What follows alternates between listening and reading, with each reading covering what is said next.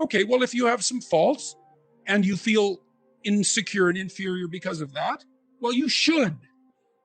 Now, it shouldn't be so much that you're crippled by it and unable to take action. You shouldn't be beating yourself into the ground because you're not everything you could be, because no one is. And if you beat yourself into the ground, then you can't get up and improve. But you have to differentiate. It's like, okay, to what degree am I being hard on myself, counterproductively critical, hearing the voice of my too harsh and angry father in my head, Right. Adopting inappropriate stereotypical representations of masculine competence? How much of my self-criticism is ill-advised? Fair enough. And you want to deal with yourself with a certain amount of care. But then along with that, there's the, well, fix your weaknesses. You know, if you're ashamed of being ignorant, you're showing up at a party because, you know, you claim to knowledge that you don't have and someone exposes you. Well, you can be angry at them, and you probably will, but they've actually done you a favor. They pointed out an inadequacy is a pathway that you can travel down, right? A recognized inadequacy is, as soon it's such a gift in some sense, if it's accurate. I'm in it, because you think, well, what should I do? What should I do with my life? That's a real complicated question.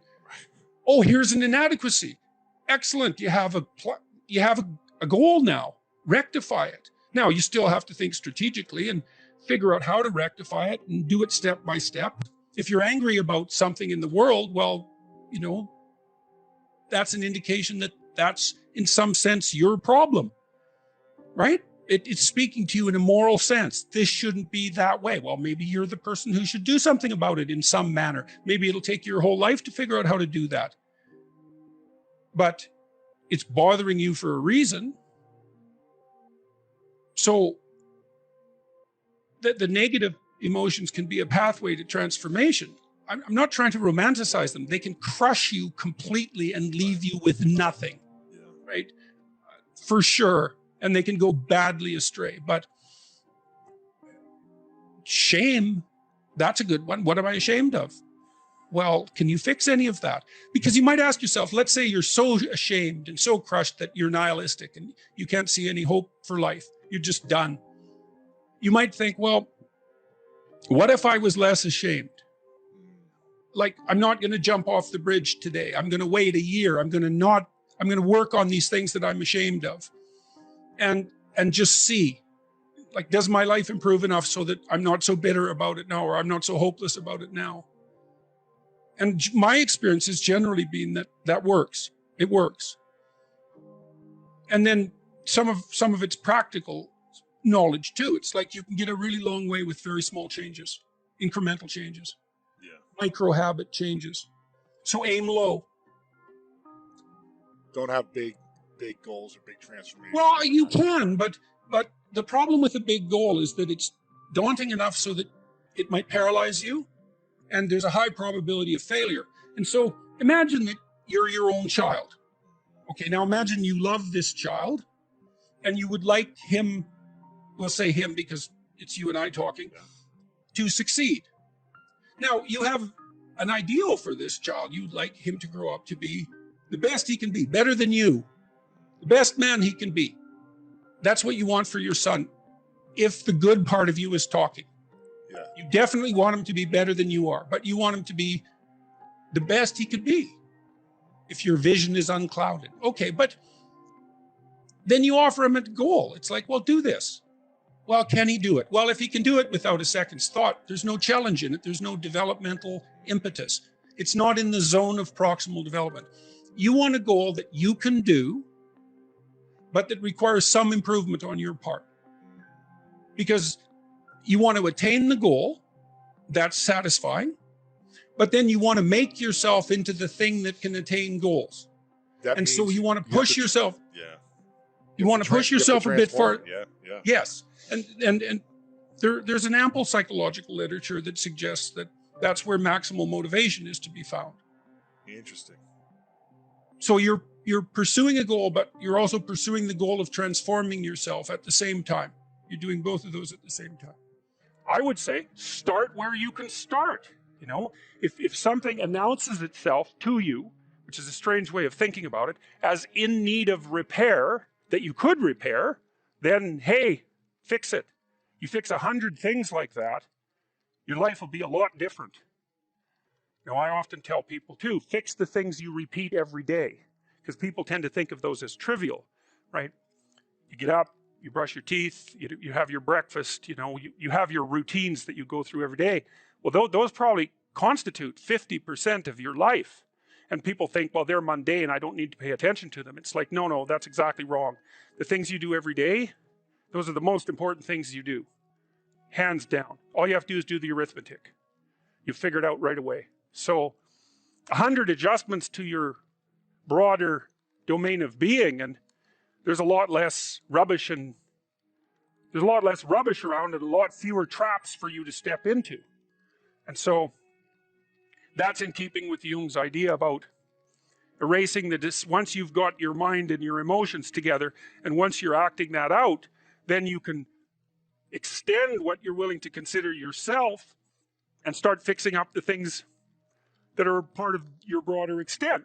So, just because while you're experiencing things announce themselves as in need of repair doesn't mean that it's you right then and there that should repair them. You have to have some humility. You don't walk up to a helicopter that isn't working and just start tinkering away with it.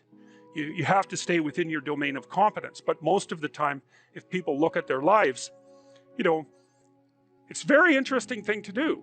I like the idea of the room, because you can do that at the drop of a hat. You go back to where you live and sit down and think, okay, I'm going to make this place better for half an hour. What should I do? You have to ask, and things will just pop up like mad. And it's partly because your mind is a very strange thing. As soon as you give it an aim, a genuine aim, it'll reconfigure the world in keeping with that aim. That's actually how you see to begin with.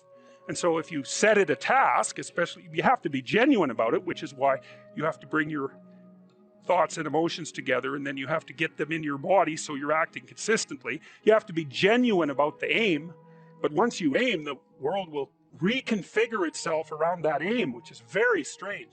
I would say that you have to rectify an inadequacy when it's clearly an impediment to your goal, or you have to shift goals. But if you're shifting goals because of an inadequacy-related impediment, then you have to ask yourself, is your desire to shift the goal reliable, or are you just taking the easy way out? You can protect yourself by picking a different goal that's more difficult. That's a good mental hygiene practice, because sometimes you should switch goals rather than rectifying inadequacies. But you can fool yourself then, and that's not good. So Pleasure Island, it's a good example. Those kids that were brought there were lost. So they didn't have anywhere to go. They didn't have an identity. So they default to local pleasure. And that's better than none. Although the problem with local pleasure, well, as the narrative made clear, is that you better look out if you're impulsive, because it's going to kick back on you hard. And the reason is, you're only considering the immediate time frame. And the problem is that things propagate across all the time frames. And so just because something works really well this second, cocaine, for example, doesn't mean that it's a tenable solution to the class of all problems. So usually, often, people pursue local pleasure because that's the best they can imagine. It's the best they've been taught. They don't see another alternative. So it can be ignorance. It can be they don't want to adopt the responsibility, because part of the problem with working at every level of the hierarchy simultaneously is that it's like dancing to a very complex waltz, let's say.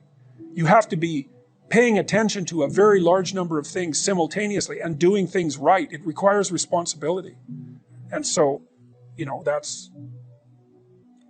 it's a pain.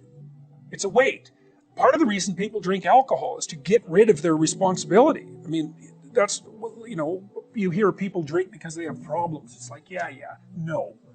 Some people drink because they're anxious, and alcoholics drink because they're in withdrawal. But young people drink because they're sick and tired of being responsible, because it's annoying. It's like, so I'll drink enough, I won't care about the medium to long-term consequences, because alcohol, that's exactly what alcohol does. It doesn't make you ignorant of the medium to long-term consequences, but it makes you not care about them. And partly it's because it dampens anxiety. So it dampens anxiety, leaves your positive emotion circuits intact, so then you can go out there and do stupid fun things. And that's a party, really. Let's go do stupid fun things. That's a party. But the medium to long-term consequences it's risky.